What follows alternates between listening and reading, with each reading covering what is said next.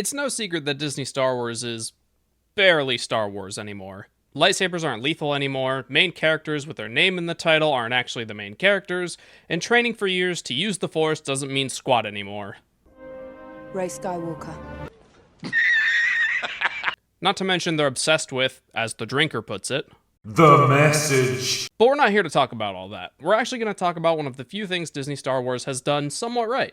That being the Disney Plus show, The Bad Batch.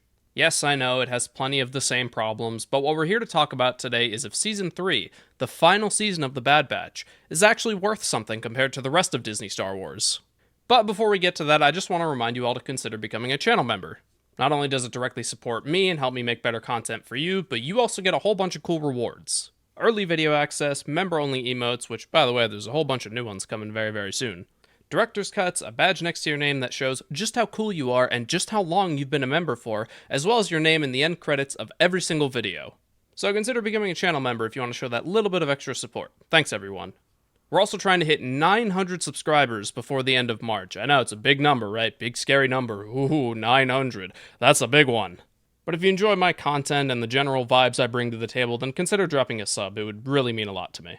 Anyway, enough self-promotion. Let's talk about The Bad Batch. So far, 4 episodes of The Bad Batch Season 3 have come out, and if it wasn't obvious by this point, spoilers if you plan on watching the show or haven't seen Season 3 yet. But for anyone who doesn't really care about spoilers or doesn't have Disney Plus or any way to watch The Bad Batch, I'll give you a quick rundown on what their deal is. The Bad Batch, also known as Clone Force 99, are a group of defective clones who all have desirable mutations. Their squad consists of 5 members, their leader being Hunter, who, honestly, his general demeanor and vibes kind of remind me of a little bit of Snake from the Metal Gear series. I mean, you put them side by side, it's like, yeah, you kind of see it, a little bit. They both sort of look like, I don't know. That's just me. That was just the initial impression I got. Wrecker, the obvious muscle, but doesn't have a whole lot going on upstairs. Tech, who is their resident nerd and genius and knows pretty much everything before the rest of them do. Like all elite teams, they have a sharpshooter who never misses, that being Crosshair. And Echo, a former ARC trooper who wasn't originally part of Clone Force 99, but decided to join since that's where he felt he needed to be after his horrible cybernetic augmentation. And that's the whole squad. That is every member of Clone Force 99, aka the Bad Batch. That's every single one of them. And then there's Omega, who is, well, honestly, I'm not surprised that the Bad Batch has followed the trend of, hey, let's have this person or squad of super cool characters, but then they're forced to look after a small child trope. The trope of main character have to look after small child because the script says so is sorely overused in Star Wars, and I'm honestly sick of it. Mandalorian, I'll give a pass, because that was the first show to kind of do it. But then Bad Batch did it. Then Obi-Wan did it. And it's getting a little old, I'm going to be quite frank. Omega isn't as insufferable as young Leia in Obi-Wan, but she's still not really, I don't feel any joy or excitement when she comes on screen. I'm like, can I just watch the Bad Batch do their thing? Anyways, enough about that. I do my best to sort of ignore it because I'm a huge sucker for, clone central stories. I love the clones. The clones were the goats before they got mind controlled. And I've always just had, an immense, respect for them. They were bred and created for war, yet they have, so much respect and morals and values, and it's just wow. An entire force bred for destruction and fighting. It's so incredible that they're just, good people, too. That is what I love so much about the clones. But putting that aside, let's actually talk about Episode 1 of Season 3. Episode 1 was kind of bland. It was also very, slow opening. I can forgive an episode for having a slow opening, but if it's the first episode in your season, that's where you want to make your best impression. So I don't think it was the best impression overall, but I do acknowledge that it's important to show what Omega's life is in the lab after she was captured by Dr. Hemlock at the end of Season 2. Regardless of Crosshair's betrayal, Omega's still, trying to look out for him and, sort of devise a plan to get them both out of there. And, even if Omega is still a pure clone, it's still weird seeing her show those same values because, I don't know. I see her and I'm like, she's not a clone. If she was a pure clone, she would be Boba Fett. That's what she would be. And she's not a prisoner. She's a welcomed guest, as it were. And pretty much what she does day in and day out is help out Hemlock's little assistant lady, who is apparently also a clone. I don't understand. Not everybody has to be clones in a Clone Central story. A Clone Central story can have the main characters be clones. They don't need all the characters to be clones. We see Omega getting a blood sample taken from herself after taking a bunch of other blood samples of other clones. And whenever they go to have them, like, analyzed, I guess, Nala Se, the Kaminoan who survived the bombardment of Kamino, is constantly destroying and deleting Omega's blood samples. And that was, like, really confusing. I know Omega's, like, a pure clone with, like, pure clone DNA or whatever, but, like, it was super vague about why Nala Se was destroying them. Like, what's the blood being used for? Like, there's not even any illusion of why she would be in danger if she got scanned. Like, if they needed some blood from her, like, if that's all they need from her, then just, like, just take what you need, let her, rejuvenate a little bit, then take some more, Also, I completely forget, because I haven't watched Season 2 in a minute, if Hemlock's assistant lady is a clone in Season 2. Like, I don't remember if that's something we learn. But they say it in Season 3, so it must be true. There was this, like, the one thing I did like about the episode was that we saw Omega smuggling some, like, hay and grass when she was, like, feeding these, like, I don't know, alien dog things. She was smuggling, like, hay and other just, like, tiny little bits, and she made this little recreation of, like, Wrecker's plushie that he has on the ship, and I thought that was really cute. I thought that was, like, genuinely pretty cute. Omega talks to Crosshair pretty much every day she's in the lab, and we see this moment where they're talking where Crosshair's pretty much saying, like, hey, stop trying to escape because it's impossible. And we see his hands shaking a little bit, and that makes me think, clones have accelerated growth, so maybe Crosshair's, getting a bit old. Or it could be a result of all the torture he went through in Season 2. I don't know, take your pick. Overall, though, Episode 1, pretty, like, slow opening to the season. I think season openings should have, like, a general, like, not fast-paced, but, like, should have a faster pacing than normal episodes, because you want to make a good first impression. But, it was important to show what the hell was happening with Omega and Crosshair in that lab, so I'll give it a pass. I'll give it a slight pass. Episode 2, though, this is where things actually start to get good, and Episode 2 is my current favorite episode of the season. And there's a variety of reasons, all, generally clone-based, that I like about this episode. Mainly, seeing Wrecker and Hunter alone on their ship, and seeing them sort of cope with the loss of Tech, who died in Season 2, as well as losing Omega after that. Like, it's just the two of them now, and their ship, like, feels so empty, and that was, like, a really, like, powerful moment, seeing them alone on their ship. I mean, hell, the episode opens with them delivering a Pike criminal to some other criminal family. Star Wars loves their criminal families. Why is that? Point is, they went as far as to cross the Pikes to get any scrap of information they could about Omega, and I guess technically Crosshair's whereabouts. Like, that just goes to show how determined, but also how desperate they are to reunite their squad. And that was really impactful to show, like, they're desperate and they're sad and they're mourning, but they're also not going to stop at anything to reunite their squad. And that's really what I like about the Bad Batch. They do find where the lab is at, but when they arrive there, apparently it was destroyed by, like, orbital bombardments, which were never shown in the show, so far anyway. So that was a bit, like, strange and sudden. If they never show those bombardments at any point in the show, or unless I'm just forgetting about something in Season 2, which is unlikely, but if they never show those bombardments, it's going to be a very, like, hollow plot point. It's like, oh, this happened, move on. It's like,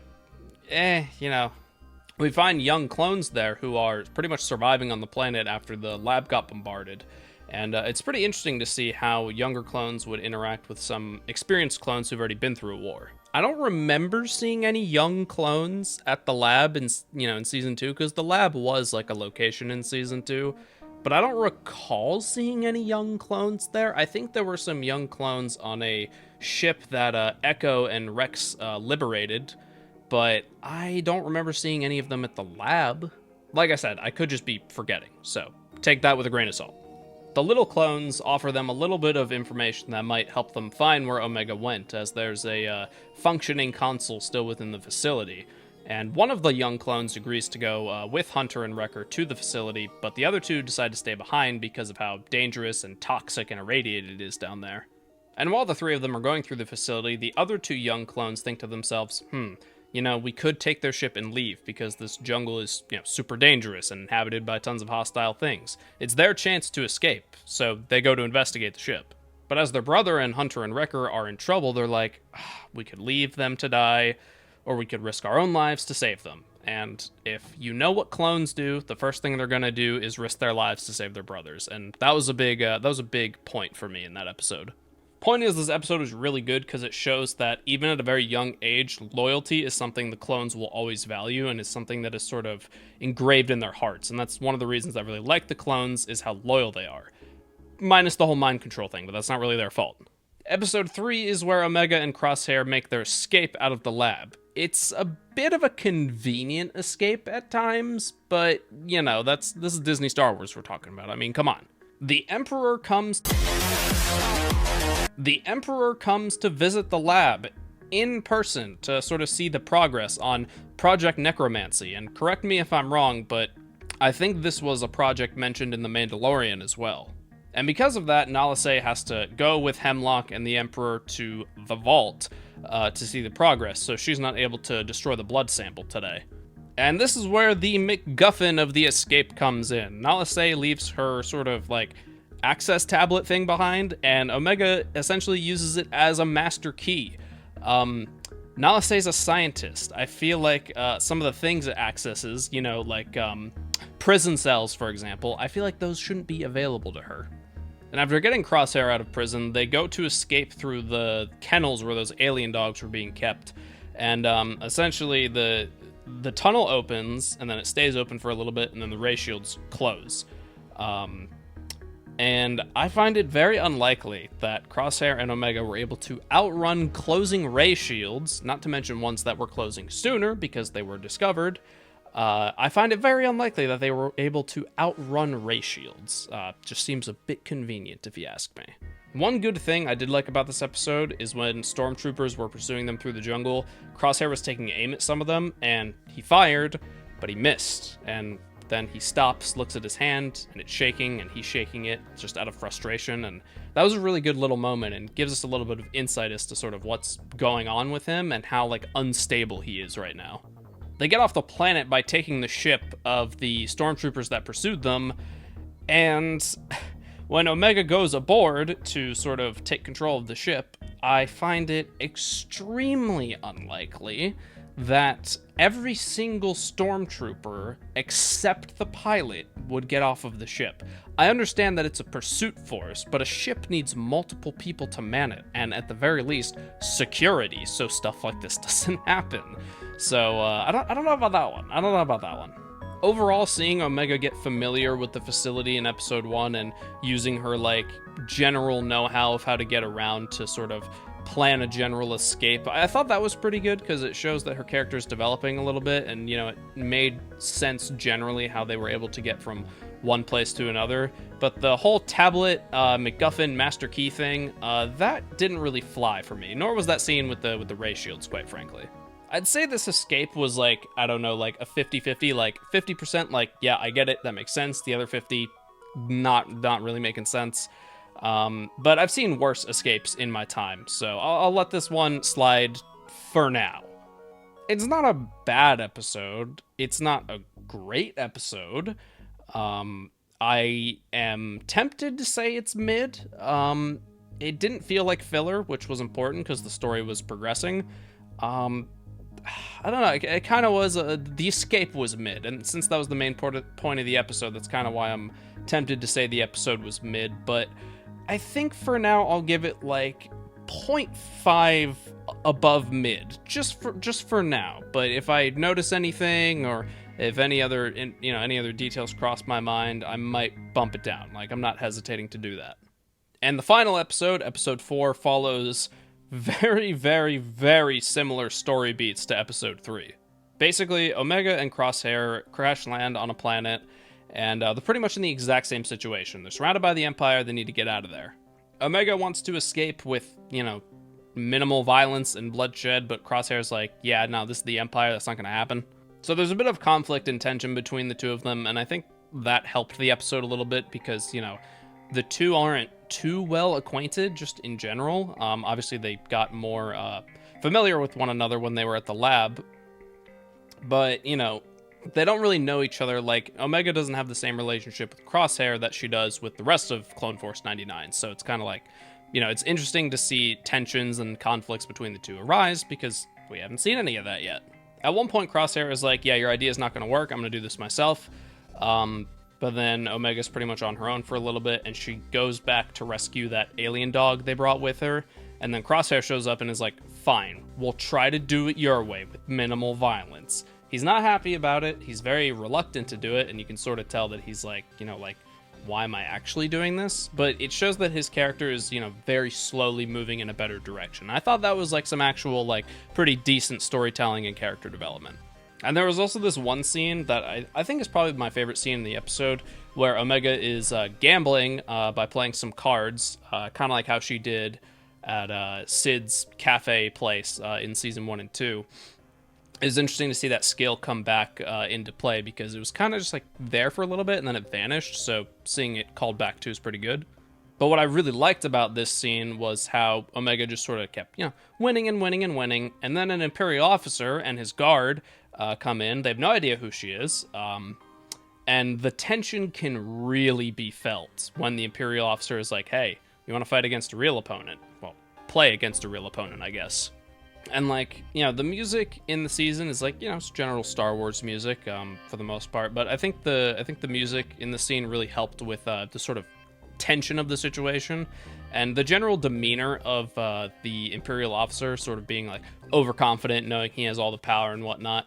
I think that really helped. And, this was probably one of the better scenes in episode 4. But they do a repeat of Last Jedi. And they release all the animals that are being held, and it causes a big fuss, and Omega and Crosshair get on a ship and get the hell out of there. And, come on, Star Wars. I know you can do better than just letting animals distract everybody. I know you can do better than that. The episode ends with the squad being reunited, and, that's the sort of main aim of these first couple episodes. I think it's a little bit convenient that the minute Omega and Crosshair show up, Hunter and Wrecker are just already there. I mean, yeah, they sent an encrypted transmission or something, but I think it would have been a lot more impactful if the two arrived there and then Hunter and Wrecker weren't there, and then they had to stay on the planet for a couple days, Omega convincing Crosshair, no, they're gonna come, they're gonna be here. And then after a couple days they show up and it's well, damn, kid, you were right. But the final shot, the final closing scene of Crosshair standing at the ship he came in, and then Wrecker, Hunter, and Omega standing at the other ship and showing the two sort of looking at each other oh, it's you, huh? I thought that was a really good closing shot. And so far, that's it for The Bad Batch Season 3. There's new episodes still coming out, so if you want me to talk about them, then just say so in the comments. Season's not bad so far. I'm not ready to say that it's genuinely good yet, except for episode 2, which I think was genuinely good. But I'm not ready to say the overall season is really good yet. Omega's character is a little bit more tolerable than in past seasons. She's still not my favorite. I can tolerate her a little bit more when she's on screen, but I'd still rather see the other characters personally.